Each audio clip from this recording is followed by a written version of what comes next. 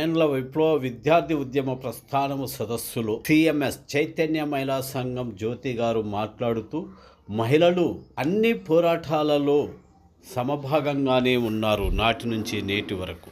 నాడు రాడికల్స్ విద్యార్థి ఉద్యమంలో కూడా మహిళలు ఎంతోమంది అమరులయ్యారు. వారి చరిత్రను వివరంగా వివరించడం జరిగినది.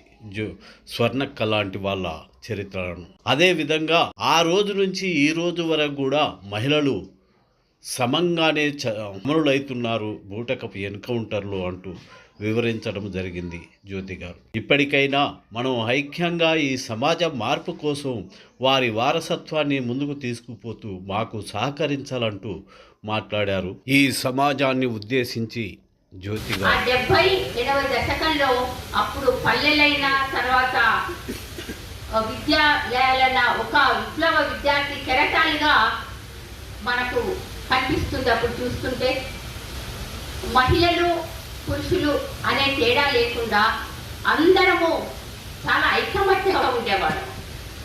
ఎక్కడికి వెళ్ళినా వాళ్ళతో ఒక నమ్మకంగా ఉండేవాడు. వాళ్ళు అంటే భరోసా, అంటే కుటుంబ సభ్యుల్లాగా అప్పుడు కాంగ్రెస్ అంత భరోసాగా ఉండేవాడు. అందుకనే వాళ్ళతో పాటు మీటింగ్లకైనా తర్వాత విలేజ్ క్యాంపులకైనా దేనికైనా వెళ్ళేవాడు. మొట్టమొదట మాకు పరిచయమైన కామ్రేడ్ మాతో మాట్లాడుతూ ఏమన్నాడంటే, మీకు పని చేస్తున్నారు, మీరు బాగానే ఉంది, తర్వాత మీ కుటుంబాల్లో మీకు ఘర్షణ మొదలవుతుంది, అప్పుడు మీరు కుటుంబాలతో మీకు స్ట్రగుల్ చేయాల్సి వస్తుంది అని చెప్తే అప్పుడు మాకు ఏం అర్థం కాలేదు. ఎందుకు వస్తుంది, హాయిగా చదువుకుంటున్నాం, చదువుకున్న టైంలోనే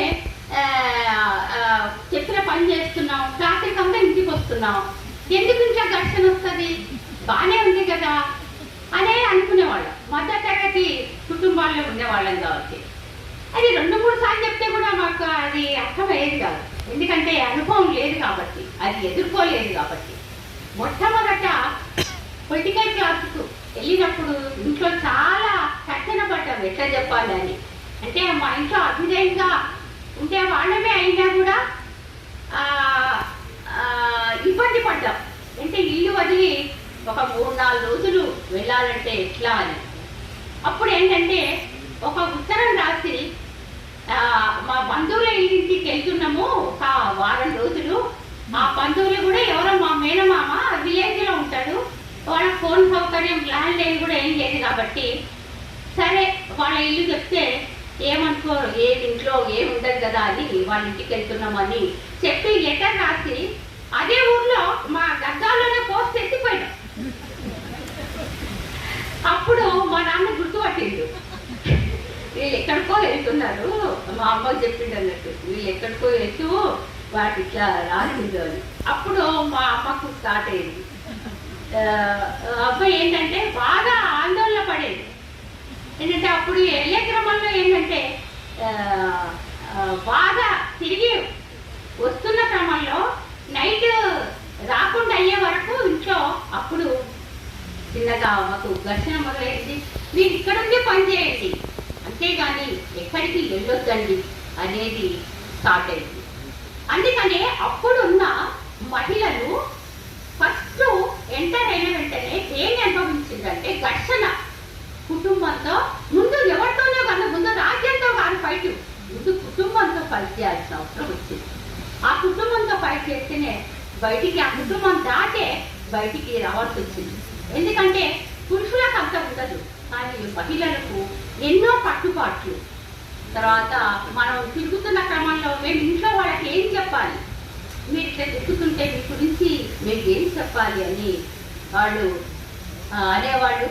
అట్లా ఒక ధనిక రైతు కుటుంబం నుంచి వచ్చిన ఒక కామ్రేడ్ ఇంటర్లోనే తను చాలా తొందరగా పూర్తి కాలం కార్యకర్తగా వెళ్ళిపోతే వాళ్ళ నాన్న ఆ విలేజ్లో ఆ విషయాన్ని తట్టుకోలేక ఆ తర్వాత మళ్ళీ 3 పిల్లలు ఇంకా 2 అమ్మాయిలు, వాళ్ళకి ఎట్లా పెళ్లిళ్ళు చేయాలా, తర్వాత ఈమె ఎక్కడికి వెళ్ళింది అనేది నేను ఎట్లా చెప్పాలి ఏజ్లో వెళ్తే ఇంకో రకంగా అనుకుంటారు అనే విషయాలు ఆయన అంతా ఆందోళన పడి ఆత్మహత్య చేసుకొని చనిపోయింది. అది అక్కడ చాలా పెద్ద ప్రభావం కూడా వేసింది. అయినా కూడా అది ఏమంత ప్రచారం కాలేదు. మహిళలు వచ్చేవాళ్ళు వస్తూనే ఉన్నారు. ఏంటంటే ఒక ఇంటికి వెళ్తే వాళ్ళు మీరు ఏ కులం అమ్మ అంటే చెప్తే వాళ్ళు ఏంటంటే తర్వాత మళ్ళీ అన్నం కొరకు వెళ్తే మీరు మా ఇంట్లో తినకూడదు కదా, మేము పెట్టం వెళ్ళిపోండి అంటున్నారు. లేదమ్మా ఏదైనా తింటాము అని అంటే కూడా మీరు తినకూడదు, మీ కులం పోతుంది, అందుకనే మీరు మా దగ్గర తింటే మీ కులం పోతుంది అని అస్సలు అలా పెట్టడమే లేదు. అప్పుడు ఇంట్లో అన్నం లేదేమో పెట్టడం లేదు అని మేము చూస్తే అన్నము చట్నీ ఉంది, ఇంకా మేమే పెట్టుకొని పోతే ఆమె ఆశ్చర్యపోయింది అన్నట్టు. అట్లా విలేజ్ క్యాంపెయిన్కి వెళ్తున్న క్రమంలో ఇంకోటి ఏబీవీపీ నుంచి కూడా మేము ఎన్నో సమస్యలు, అప్పుడున్న విద్యార్థులు ఎన్నో సమస్యలు ఎదుర్కోవాల్సి వచ్చింది. ఎందుకంటే వాళ్ళ రాజకీయం ఏంటంటే అప్పుడే ఆర్ఎస్సీ వాళ్ళను వ్యతిరేకించడమే వాళ్ళకు ఉన్న రాజకీయం. ఇప్పటికైనా అది కొనసాగుతుంది. వాళ్ళకంటూ ఒక రాజకీయాలు ఉండవు కాబట్టి ప్రగతిశీల దాన్ని అడ్డుకోవడమే వాళ్ళకు ఉన్న రాజకీయం. అప్పుడు మేము వెళ్ళిన క్రమంలో ఏంటంటే ఆ తర్వాత విలేజ్ క్యాంపెయిన్ తర్వాత కాలేజీలకు అయితే ఒక పోస్టరు వేసింది అన్నట్టు. దాంట్లో ఏంటంటే వీళ్ళు స్త్రీలు పురుషులు కలిసి ఇట్లా వెళ్తున్న క్రమంలో వీళ్ళు దేనికి వెళ్ళిండ్రు, ఏం నేర్చుకున్నారు, వీళ్ళ లోపల మతలం ఏంటి అని చాలా వెటకారంగా ఒక పోస్టర్ వేసింది. అంటే అతన్ని చూసి చాలా బాధపడ్డాం అప్పుడు. ఎందుకంటే ఎంత అంటే ఇన్ని మనం నేర్చుకుంటే ఇన్ని తెలుసుకుంటుంటే వీళ్ళు ఇంత ప్రచారం చేస్తున్నారు కదా అది అప్పుడు చాలా దానికి బాధపడ్డాం. తర్వాత వాళ్ళ ప్రచారం ఇట్లాగే ఉంటుందని దాన్ని ఎదురుపట్టేయాలంటే మనము పని చేయడమే మన దానికి భాగం అనే దాంతో ముందుకు వెళ్ళాల్సిన అవసరం వచ్చింది.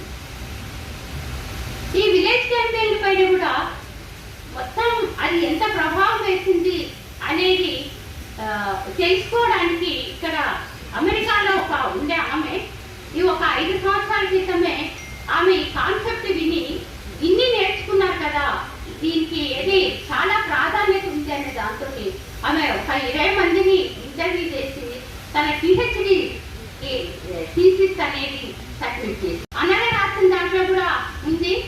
ఏంటంటే గ్రామాలకు వెళ్ళినప్పుడు మామూలుగా ఆ ఏజ్లో ఉన్న అమ్మాయిని వాళ్ళు వీళ్ళకు ఏం సౌకర్యాలు ఉండవు కదా, ఎట్లా అనేది అక్కడ ఉన్న వాళ్ళు రిసీవ్ చేసుకోవడం కూడా అంటే మనము మంచిగా ఉంటే వాళ్ళు ఖచ్చితంగా చేసుకునే వాళ్ళు, మన విజయాలు ఉంటే ఇంకా కష్టమయ్యేదంటే అందుకని చిన్న చిన్న ఇబ్బందులు కూడా ఎదుర్కోవాల్సి వస్తుంది. అంటే అప్పుడు స్నానం చేసిన తర్వాత రోజుస్తులు ఎట్లా ఆరేయాలి, ఎక్కడ ఆరేయాలి, ఆ ఏజ్లో ఏంటంటే ప్రతిదీ ఇబ్బందికరంగా ఉంటుంది. తర్వాత పీరియడ్ సమస్యలు కూడా ఇవన్నీ కూడా అప్పుడు మహిళా కాంగ్రెస్ అవన్నీ ఎదుర్కొని ఆ తర్వాత ముందుకొచ్చింది. ఎందుకంటే చైతన్యవంతంగా ఉన్నప్పుడు ఇవి మామూలు అనిపిస్తాయి. అప్పుడప్పుడు మనము ఇల్లించి బయటికి వస్తున్న క్రమంలో ఇవే మహిళలకు పెద్ద సమస్యలుగా అనిపిస్తాయి. ఆ తర్వాత 85లో మనం నిన్నటి నుంచి అనుకుంటున్నాం ఎస్ఆర్ఎస్ సభ, అఖిల భారత విప్లవ విద్యార్థి సమాఖ్య ఏర్పాటు సభ ఇక్కడ నిజాం కాలేజీలో జరిగింది. అదంతా నిన్న మన ప్రతినిధులు చెప్పిండు.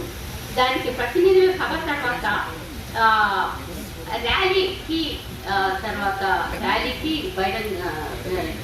బహిరంగ సభకు అనుమతి ఇవ్వలేదు.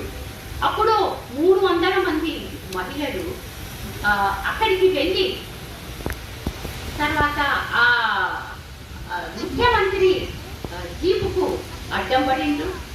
అడ్డం పడితే అక్కడున్న పోలీసులు వాళ్ళను లాఠీ చార్జ్ చేయడం అయితేనేమి, బట్టలు ఎట్లంటే ఇన్ని లాగడం అయితేనేమి, ఇవన్నీ చేస్తున్నారు.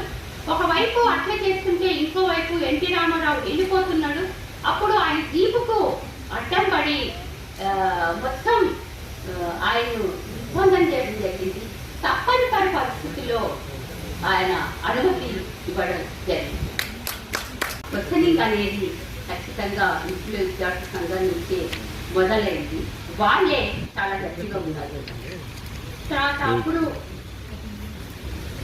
ఈ చరిత్ర సృష్టించింది కూడా అప్పుడు వీళ్ళే. అంటే చదువుకునే క్రమంలో ఒక స్త్రీని లీడర్గా అంగీకరించడం ఈ పురుషాధిక సమాజంలో అంత సులభం కాదు.